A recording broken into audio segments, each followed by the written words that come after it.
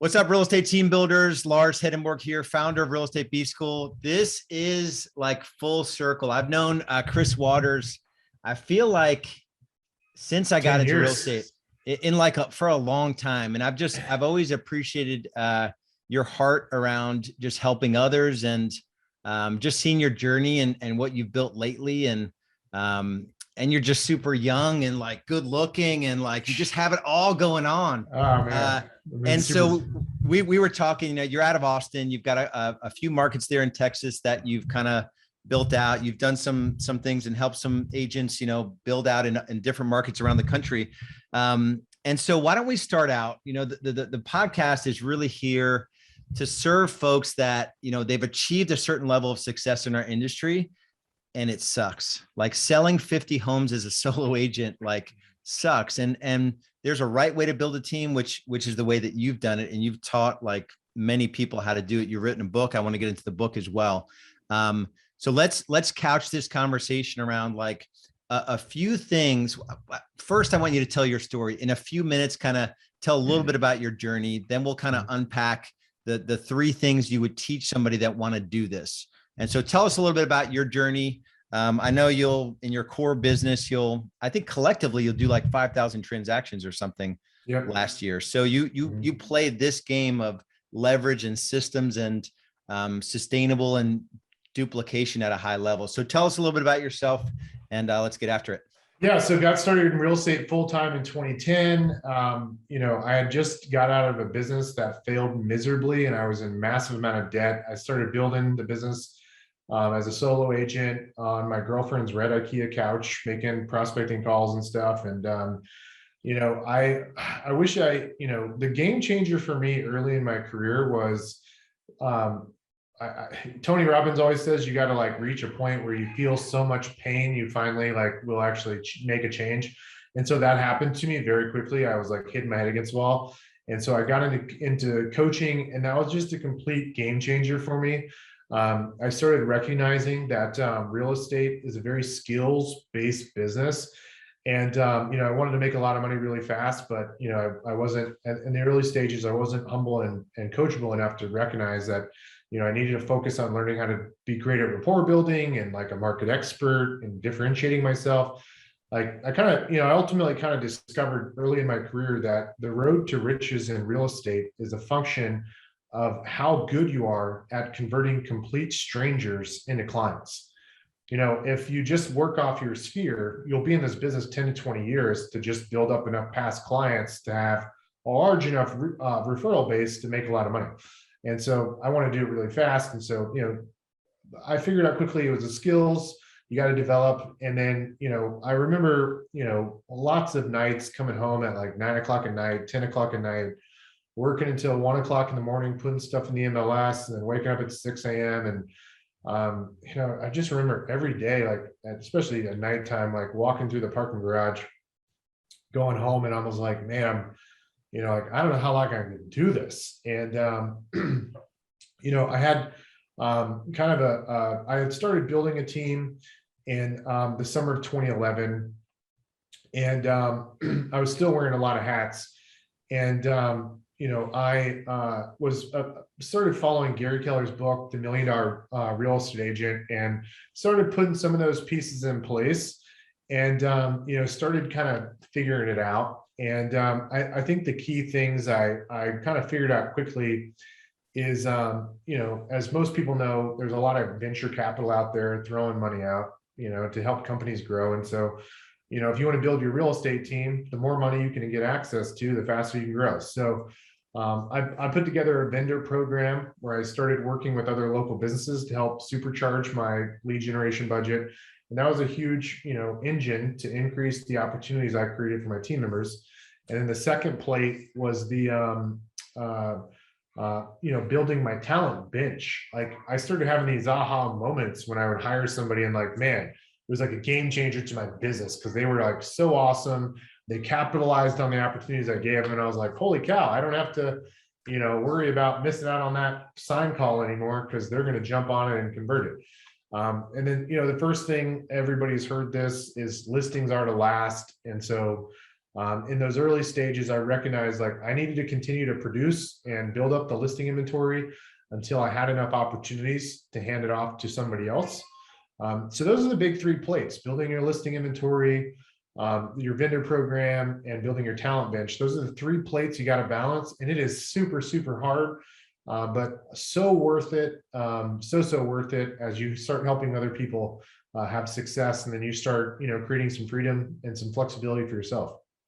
So let's break it down. Let's pretend, because you've helped many, like getting into their world and helping them go from a top agent selling 50 homes to doing 300-400 transactions. And you've done this repeatedly, right? So let's break it down. So let's pretend, let's kind of go a little bit deeper on these 3 points, and let's pretend you're working with me. Like I'm the guy that's, at the end of my first full year, so 2008, I sold 44 homes, and it sucked. Like I was, funny enough, I was going upstairs at 10 p.m. And working to like 2 a.m. every other night. So I would use every other night to catch up on sleep. And then, had a young kid at the time. And so I can relate to that. So, talk about like listings, and listings have babies, and focusing on listings and like getting out of everything else. So what advice would you give someone that's like, they're all over the place, they're doing 50 homes, but they're working like 60, 70 hours a week? Let's dive deep on the, like, you got to focus on listings, and how would you teach them how to delegate and all of that? Yeah. So to focus on listings, you need to start buying your time back. And that's where building your talent bench comes. And so your talent bench, for example, could mean hiring a virtual assistant that works for like $5-6 an hour to help do some of the data entry work. It could be you hiring a courier to go like deliver the flyers or the signs. And like, it's so funny. I remember like being cheap about like wanting to hire a courier to deliver signs and lockboxes. And then I started thinking, I was like, how much time does it take to actually like install the for sale sign, pick it up, sign writers, put in flyers? And it was like, I totaled up 6 trips, on average 6 trips. And I'm like, man, it's like, it's not that far to the listing, but it takes half an hour times 6 trips. I mean, that's 3 hours of my time. Like, man, that adds up when you have multiple listings. And so, I started recognizing, my dollar per hour worth, and paying a courier $25, totally worth it. So, you can get a virtual assistant, you can outsource courier stuff, you can, have a photographer, there's lots of transaction coordinators nowadays. You can just outsource stuff to at $300 a pop or whatever. But you got to focus on your talent bench, getting some people around you to create leverage to buy your time back. And then, one of the first key hires, in addition to those folks, is getting somebody on your team that's going to help take the inbound buyer leads. So for example, those sign calls, by the way, those sign calls, even today in 2022, those are your hottest converting, fastest converting, one of your fastest converting lead sources there is. Those people have the highest intent to buy. Those are like gold. If you have the right buyer agent trained on how to convert those, they're going to make money. Not to mention also you having organic leads that come in online through your listings. So you want somebody to, start taking on those leads, and then you can start bringing in vendors. So mortgage companies, title companies, insurance companies, home warranty companies. There's 23 different vendors that get impacted by the sale of a home.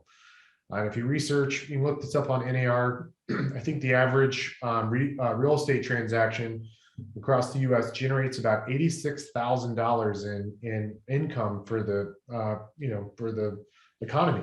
So there's a lot of people that get an impact by home selling. So I have a list of those 23 people. I'll give you guys I'll tell you where you can go get it in a minute. But get those vendors on board to help supercharge your marketing, and then you can hire additional salespeople that'll capitalize on those opportunities. It helps you spend more money marketing your own listings. And it starts to snowball as you focus on building up your team, building up your vendor dollars that are going towards marketing, benefiting you and other local businesses, and focusing on building up listings. It starts snowballing, and it can grow fast. In 2013, I had to pay taxes on $1 million in adjusted gross income. And at the end of 2013, it was technically the spring of 2014 when I got the IRS, my tax bill. And Man, it was one of those moments where I was like, I felt like I found the gold under the rainbow. I was like, I couldn't freaking believe it. I had my head down, grinding, working, and I knew we were doing well. The bank account was growing, but I didn't really look up. I didn't have a CFO at the time, like giving me reports or whatever. I had a bookkeeper, but like I was just busy. And so I told myself, I'm like, man, I remember it like it was yesterday. Like it felt like the damn gold under the rainbow. I was like, I got to tell everybody on planet Earth how to do this. I grew up with a single mom. I moved, over a dozen times before I got into middle school. My mom was a super hard worker. I don't want to say I'd never like, I never was like, I never went without a meal, but like my mom had a servant's heart. She was a nurse. She gave up money to help serve other people, and so anyways, my mom was amazing, so I don't want to take anything away from her, but it was the first 12, 13 years were pretty humbling. We lived in a house, with no air conditioning and 500 square foot house. And so for me to pay $1 million on in taxes was like crazy. I was like, whoa, this is crazy, man. I was like, I got to tell everybody. And oddly enough, I had a cousin that was in real estate that I wasn't super close to. But she had been an agent for 10 years, much longer than me. And I called her up and I'm like, Lori, I got to show you how to do this. And so it was super cool in 2014. She was kind of like my first expansion partner, if you will. And she started copy and pasting everything we did. And in her first year, she grew 400%. She went from 25 sales to over 100. And now she's doing hundreds of deals a year. She's #1 in her market. And so, and then I was like, man, I think I'm onto something here. And so we got licensed as a franchisor in 2018. I onboarded a franchisee in 2018, just one. I was like, I'm going to wait and see how he does. And, he, same deal. He was a sales guy and he grew like 400%. I was like, oh man, we're on it. We're really onto this. And so started launching one new, franchisee per month. And, everybody started taking off. So I want to go back to a few things because before we hit record, and you mentioned inbound buyer leads, and then we talked about shiny objects. Like it's not marketing automation or sexy software or like everything about our industry. We're just inundated all the time with this bolt-on technology for your CRM or this AI thing or this referral deal. And we would have 24/7 info in the front yard on an ugly yellow and black sign. And people are just amazed that people would actually call that number. It's like you have an app on your phone that gives you all the information, but a ton of people call that 24/7. So I don't know what your we do the same thing, man. Yeah, it's crazy. But I think people have like they want to make it more complicated than it is. So just talk a little bit as you've grown up these businesses. You take people from 25 to 100 to 300 sides. Talk about shiny object syndrome. My team gave me this, a little squirrel, right? We just tend to chase squirrels in our businesses. So squirrels they're just distractions all the time in business. So talk about shiny object syndrome. How do you guard yourself against it? How do you coach others to guard themselves against it? I had somebody, I went down the rabbit hole of, tech and SEO and all this stuff. And I remember I was like chatting with Ben Kinney. For anybody that doesn't, or anybody who knows Ben Kinney, he's got a successful team and does really well. Anyways, I remember chatting with Ben Kinney on Facebook Messenger. This was back 12 years ago, and I'm like talking about all this like SEO tools and all this stuff. And Ben said to me in the Facebook chat, he's like, dude, the only people that care about all that stuff are the people not making any money. And like, when he told me that, I was pissed. Like, I was really mad. I was like, dude, what an asshole. Like, I'm like, I was so invested in like SEO and different, software and all this stuff. And I was pissed off. And then like, I had a moment of self-awareness. I'm like, you know what? The truth is I'm really not making any money right now. Mm-hmm. And so, that was a big aha for me. It was a very humbling moment. And, like like what I've realized is technology is actually a hindrance to your growth in most cases, especially when you're in the early climb. And I consider the early climb like up to about 150 deals, like from 0 to 150. I call that the early climb. And in the early climb, technology is a hindrance. Like we actually found that the teams we help are more successful if they use literally Excel spreadsheets as checklists or literally pieces of paper. And actually pieces of paper are even more effective because it improves communication in the office between like coordinators and the agents. But checklists or like Excel is more effective because you don't have to spend weeks and weeks training people on how to use the damn software.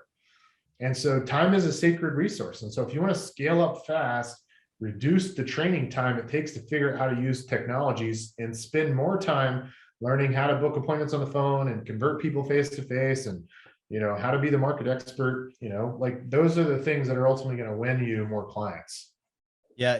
What's funny. And there are, guys that we know that lead with technology and a little bit of shiny object syndrome. And I'll ask people like, you're implementing whatever, it doesn't matter. Let's use Salesforce for an example. Salesforce is meant for mid-cap companies, like 50 to 500 million.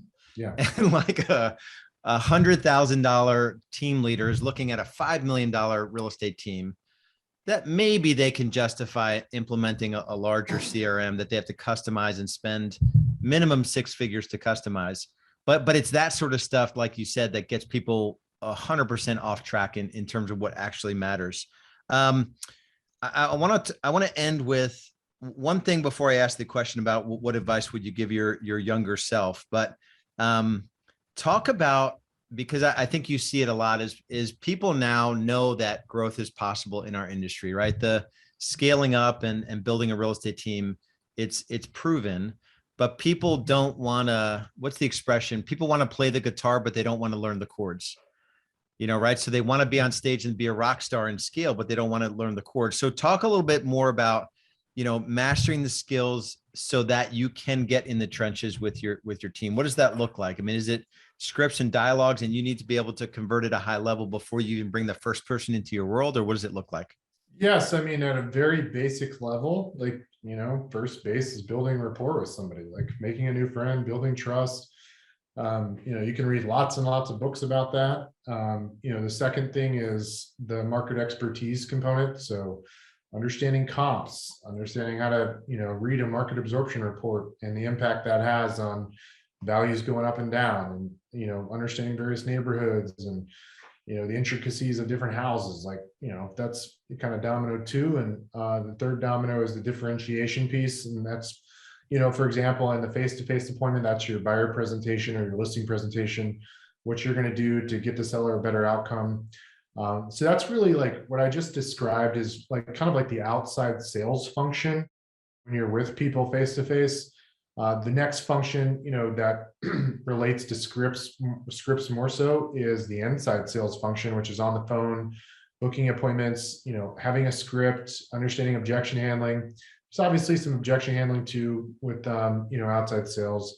People asking about commissions and, I want to hold on to my house until it gets to this value, or, I'm interviewing the neighborhood expert and you're not the neighborhood expert. Why should I hire you? A lot of things like, specific to inside sales and outside sales, you have to master. Because when you do get to a point of building a team, like you're going to have to get in the trenches and help your team members have success. We have these things called call jams in our office, and basically the team leads sit by the agents, like a group of like 3 of them, and they just power dial for like an hour and a half. And the team lead needs to be able to help them on the fly overcome objections, help them, tell them, hey, you need to sound more energetic. You sound very monotone. So, for you to get to a point where you're building a team, you got to be able to be that coach. It's kind of like if you go to the gym and you get a trainer, if you have the trainer, you're obviously going to do more, but like, let's say your trainer weighs 500 pounds, like how likely are you going to be to listen to them, and how much credibility are you going to place in them? And so, you know, to be a great team leader, you know, you need to have been in the trenches before.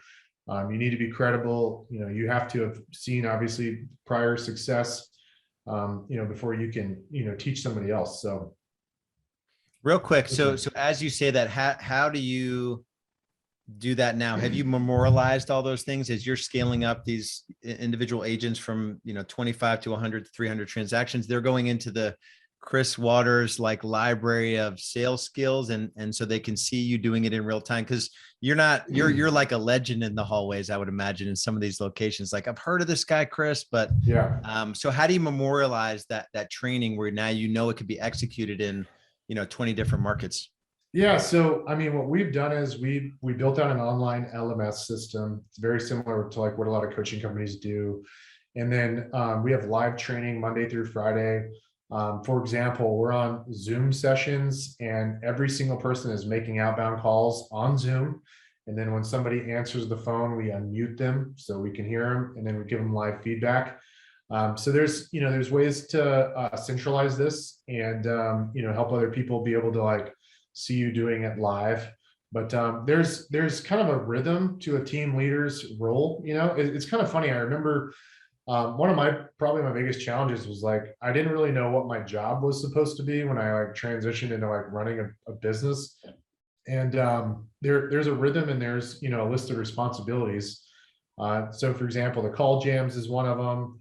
You know, spending time on your vendor program is another one. You know, helping your agents from a market expertise perspective. So like teaching ongoing, like just educational stuff specific to the market, whether that's contracts or nuances of different areas. So there's a rhythm from an execution and an education perspective that ideally a team leader is following. The good news is like in the early stages, when you're going from like 50 to 150, this doesn't have to be very like, you know, regimented, and it doesn't have to be perfect. In fact, you should just totally embrace the chaos. And the thing you can do that's going to be the most effective is just getting in the trenches with your agents, like literally sitting next to them and getting them focused on doing the exact same things you did to have success as a salesperson, which is talking to a lot of people on the phone, getting, you know, face to face with people. So that means, you know, you as a team lead, you like shadowing people on appointments, you know, helping them, guide them through that process of converting people face to face. Like those are the, you know, the nuts and bolts in the beginning when you're embracing the chaos of how you're going to help, you know, your team members find more success, thus increasing the aggregate, you know, of the entire team from a revenue perspective. Awesome. Awesome. So let's end with this question. So sitting here where I don't know how many homes you've sort of been overseeing or involved in, but 10,000 plus 15, I mean, like a lot of homes, a lot of families served at this point. What advice would you give to yourself? Like knowing what you know now, not in a regretful kind of way, but what advice would you give to yourself like in 2010 coming into real estate? Yeah, don't anytime. So yeah, the thing I would tell myself is at any moment in time, if I thought I was trying to guess or I thought I was trying to figure something out, I was heading in the wrong direction. And what I mean by that is something that kind of dawned on me at a certain point is NAR was formed in 1908. And this industry has been around a really long time. And a lot of people have made a lot of money and figured this out. And there's something I heard on Shark Tank. Damon John said, pioneers get slaughtered and settlers prosper. Mm. And so the thing I tell myself is don't try to be all innovative and creative. And a lot of times for me personally, the reason I want to be innovative and creative is because it fed my ego. And instead I needed to focus on just building a solid foundation on proven systems and processes from other people that have already done it. And then after I have a strong foundation and I've got momentum and money in the bank and, you know, some inertia, if you will, then try some innovative things and experiment, but not until you've got a couple years under your belt, you know, using proven systems and processes. Awesome. That's amazing. I've taken a whole page of of notes here in our time together. So let's end with, I right before we hit record, I was trying to find my copy of your book, and I know you have it there, and I know you built out a page where people can go to get it. And I'll say this: there are a lot of books out there that are written just so someone can say they have a book. This was not that kind of book. You can tell that you really legitimately put your heart into it, knowing that others would fail if not for this book. Yeah. Meaning you try to really lay it out exactly as you would do it now, knowing what you know now with all the mistakes that you've made. So what's the easiest way to get a copy of that and connect with you? Yeah, so you can go to the website is milliondollarrealestateteam.com. I know it's a mouthful, milliondollarrealestateteam.com. And it's a landing page for the book. You can get a copy of the book for free. It's like $5 or $6 for the book. So we give the book away for free.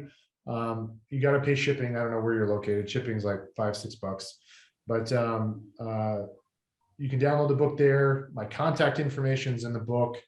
You can buy the book on Amazon. Any proceeds we get from anything we sell, because we have the book and we created a couple courses online to help people execute the book. Any of the proceeds go to it's for nonprofits, so we don't keep any of it. Awesome. Hold up the book just so people that are watching on YouTube can see a copy of it. Yeah, you cannot miss it.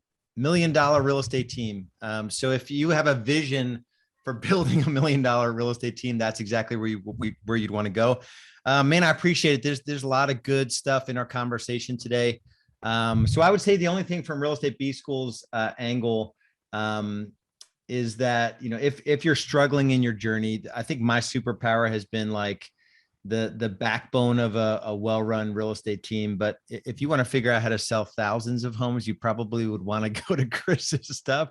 I'm a master at like selling 300 homes. That's like, to me, that seems to be the sweet spot for a single location real estate team. Appreciate you, brother, and much love to you and your family. And if there's anything ever that I can do for you, just let me know. All right, great, man. Hey, it's been great being on. Thank you so much for having me.